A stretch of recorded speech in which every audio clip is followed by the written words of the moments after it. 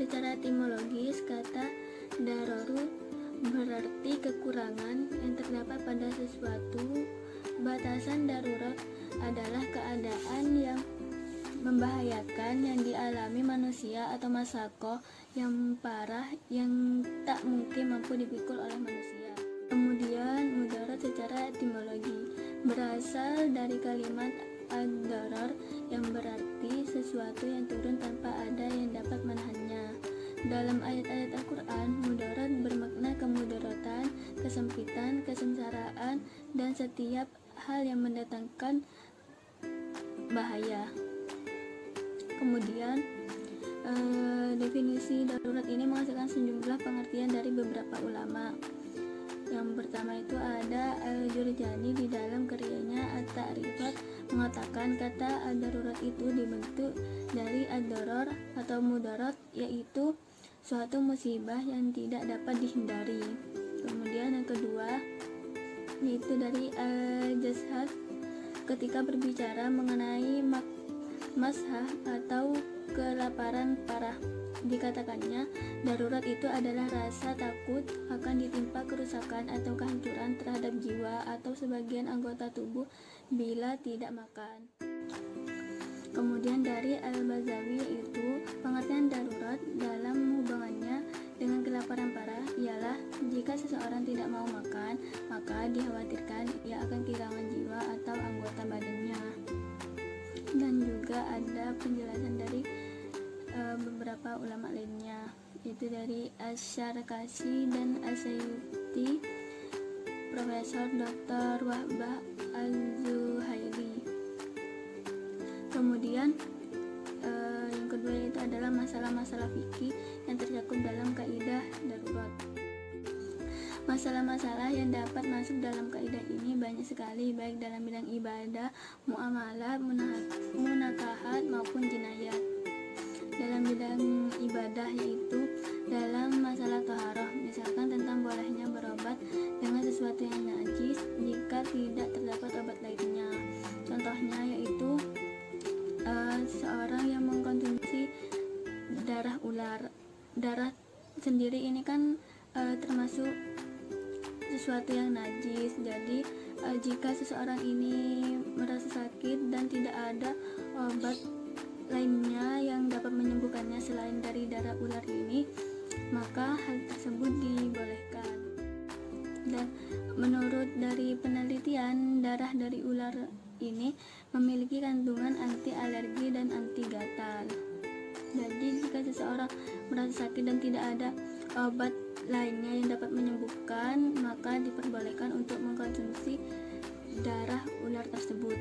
Kemudian dalam bidang muamalat, mengembalikan barang yang telah dibeli lantaran adanya cacat diperbolehkan. Jadi jika seseorang membeli suatu barang dan dari barang tersebut terdapat cacat yang cukup parah dan tidak bisa digunakan, nah maka hal tersebut boleh untuk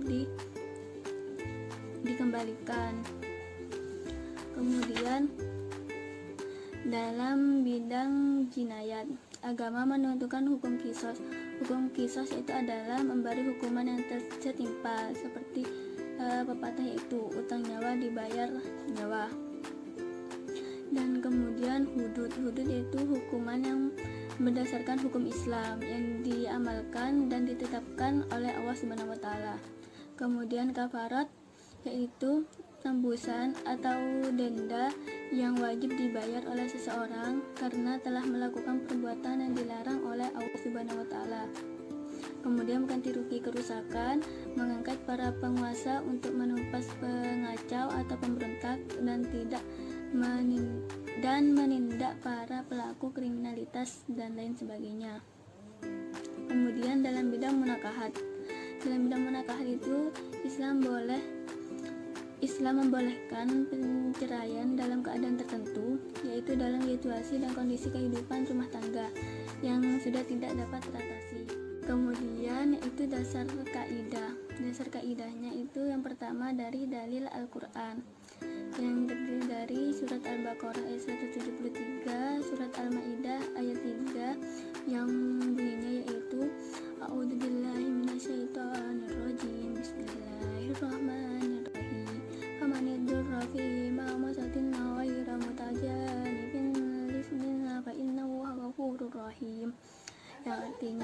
Siapa yang terpaksa mengkonsumsi makanan yang diharamkan karena lapar, bukan karena ingin berbuat dosa, maka sungguh Allah Maha Pengampun lagi Maha Penyayang.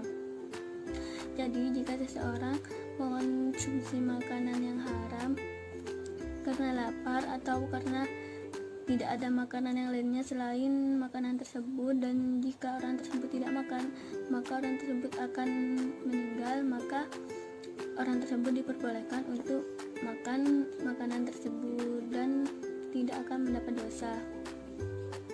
Kemudian yaitu surat Al-An'am ayat 119.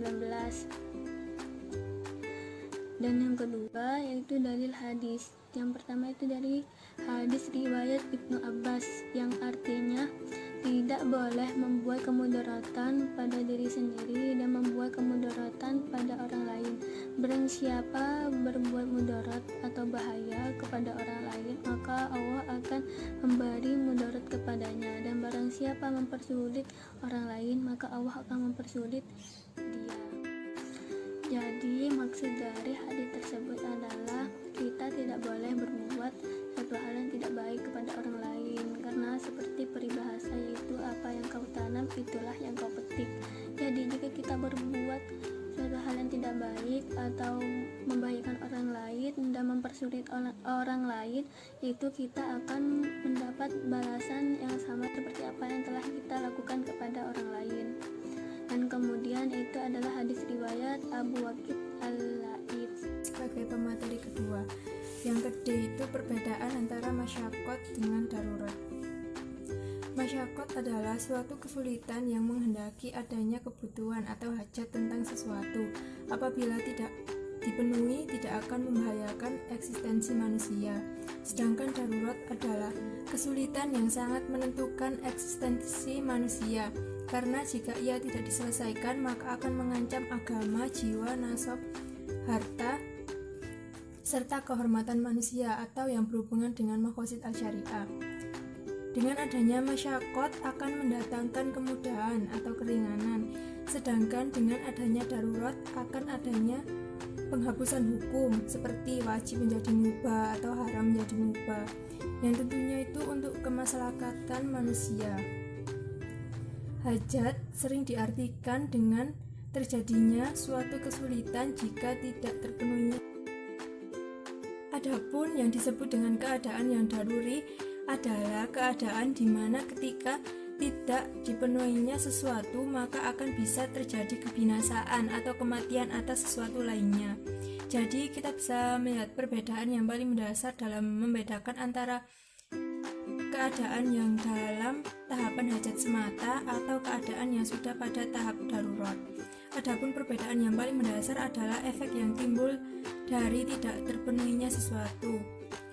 Contohnya itu, contoh darurat itu jika seseorang terpaksa harus makan dan tidak ada makanan selain bangkai. Seandainya ia tidak makan bangkai, ia bisa terkena bahaya dan tidak ada pengganti, atau bisa mati itu bisa memakan bangkai. Yang kedua, contoh hajat. Diterangkan dalam suatu riwayat bahwa Nabi SAW pernah menambal bejana atau wadah dengan perak. Padahal bisa saja wadah tersebut ditambal dengan besi atau kuningan dan lainnya. Beliau melakukan seperti itu karena adanya hajat atau keinginan. Yang ke macam-macam darurat. Secara umum kemudaratan itu dibagi menjadi 4 bagian.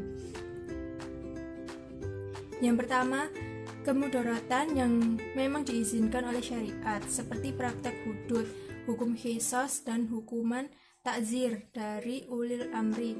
Secara zahir semua ini adalah bentuk mudarat, tetapi hakikatnya mendatangkan maslahat. Yang kedua itu kemudaratan yang menimpa banyak orang dan susah dihindari, seperti asap kendaraan dan bunyi klakson di jalan raya. Ini merupakan kemudaratan yang juga dimaafkan karena hampir tidak mungkin menghilangkannya. Yang ketiga, kemudaratan di mana orang yang ditimpa kemudaratan itu telah memaafkan.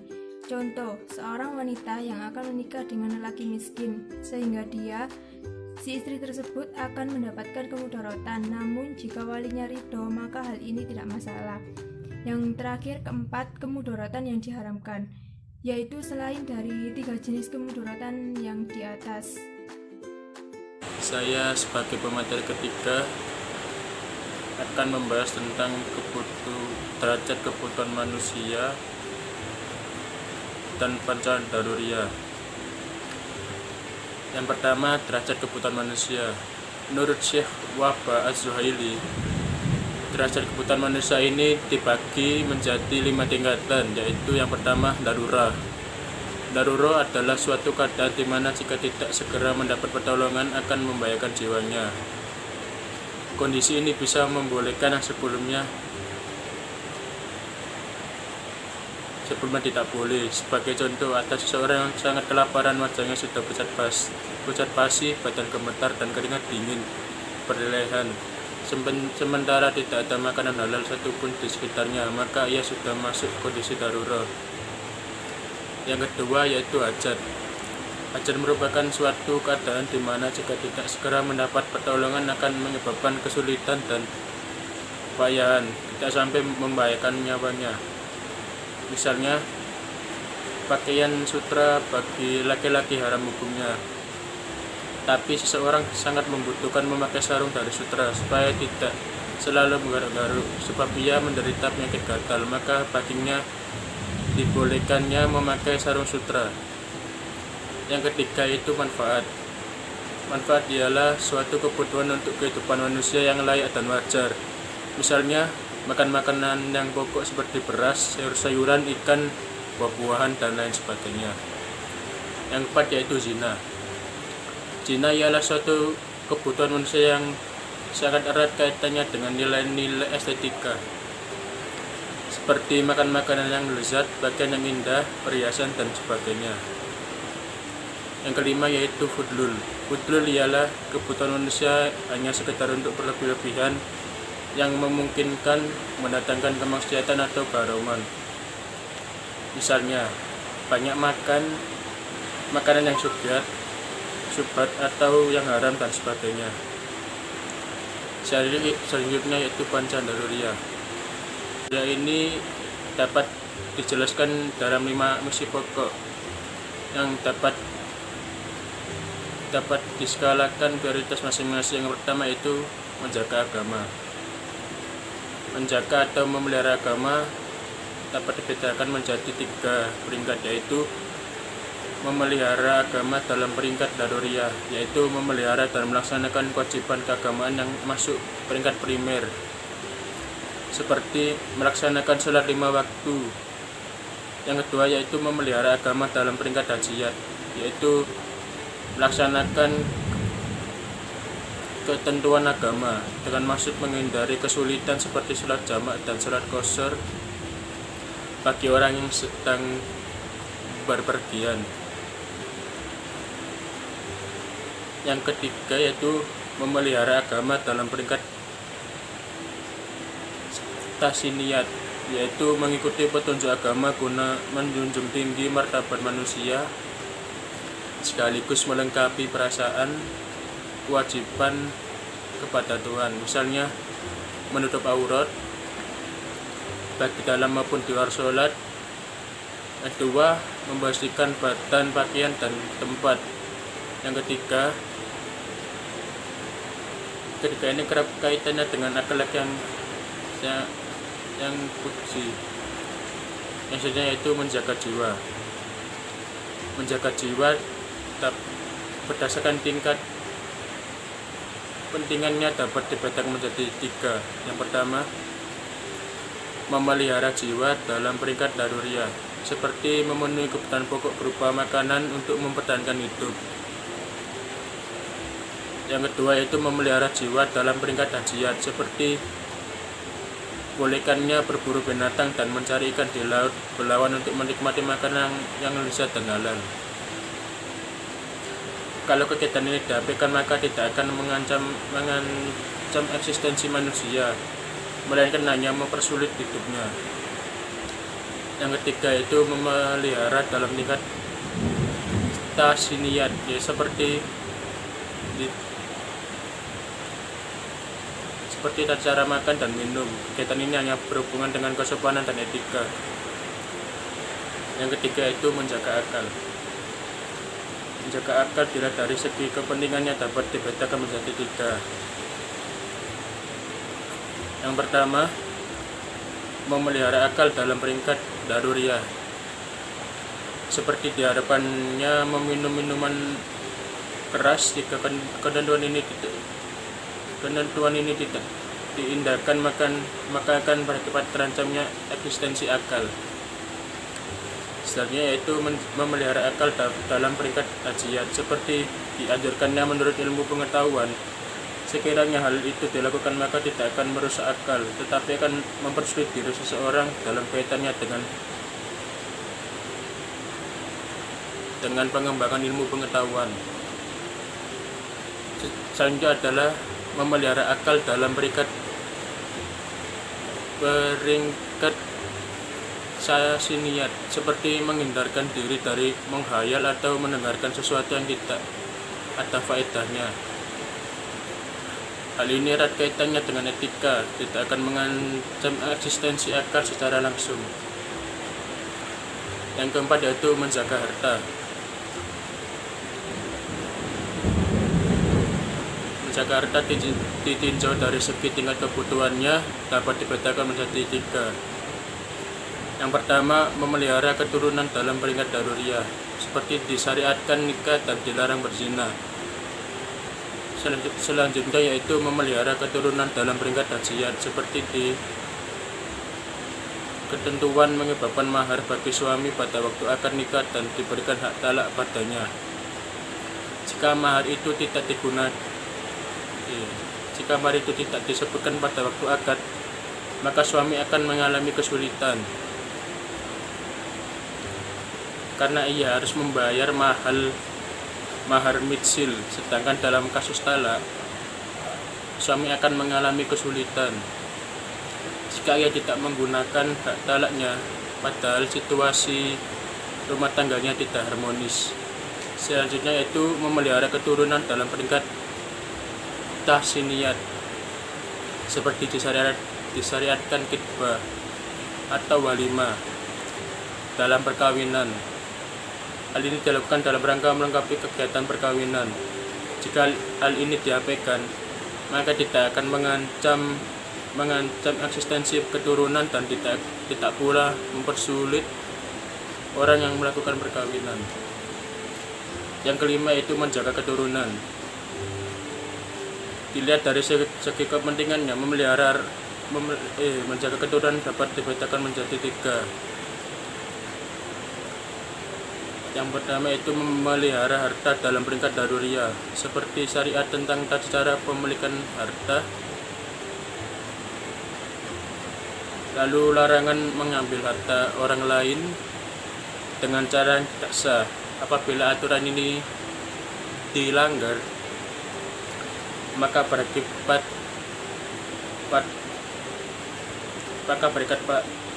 pada hartanya. Selanjutnya yaitu memelihara harta dalam peringkat hajiat, seperti syariat tentang jual beli dengan cara salam.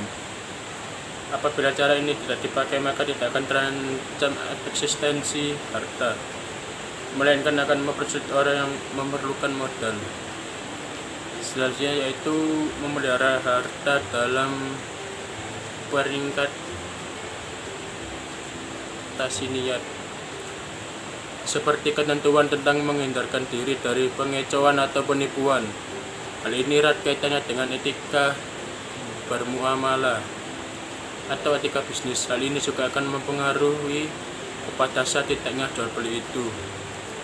Sebab peringkat yang ketiga ini juga merupakan syarat adanya peringkat yang kedua dan yang pertama. Saya sebagai pemateri selanjutnya akan memaparkan tentang syarat hajat dan darurat yang bisa merubah hukum. Adapun yang pertama yaitu beberapa syarat yang harus dipenuhi oleh suatu hajat untuk bisa mendapatkan keringanan atau berlaku hukum longgar atau mendapatkan rukhsah. Yang pertama adalah hajat tersebut sulit dilaksanakan sesuai dengan hukum ketika dalam keadaan biasa. Jadi hajat tersebut jika tidak mendapatkan kelonggaran akan sulit untuk dilakukan. Terus yang kedua, kedudukan hajat sama dengan darurat. Maksudnya itu adalah keringanan sudah tidak berlaku lagi sebagaimana ketika keadaan darurat tersebut sudah tidak lagi mengancam jiwa manusia. Yang ketiga adalah hajat dihadapi merupakan hajat yang jelas untuk satu tujuan bagi hukum syara. Artinya hajat tersebut mempunyai tujuan yang baik, tidak berupa hajat bermaksiat dan hukum yang bertentangan dengan syariat. Yang kemudian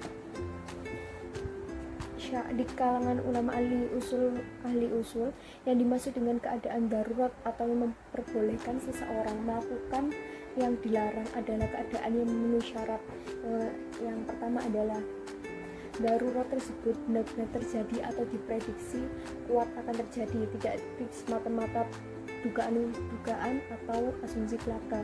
Contohnya, seorang musafir kan di tengah perjalanan dia merasa sedikit lapar karena belum makan siang, padahal ia akan tiba di tempat tujuan sore nanti.